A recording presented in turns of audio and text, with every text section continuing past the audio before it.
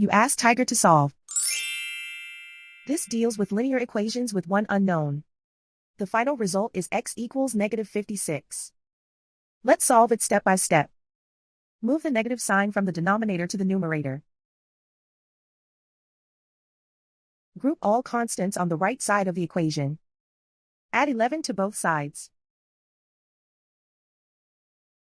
Group like terms. Simplify the arithmetic.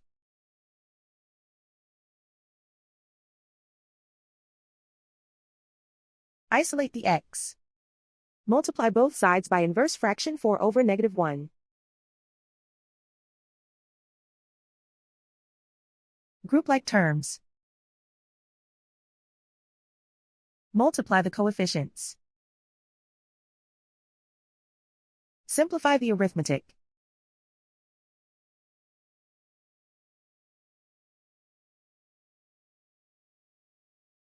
And so the final result is x equals -56.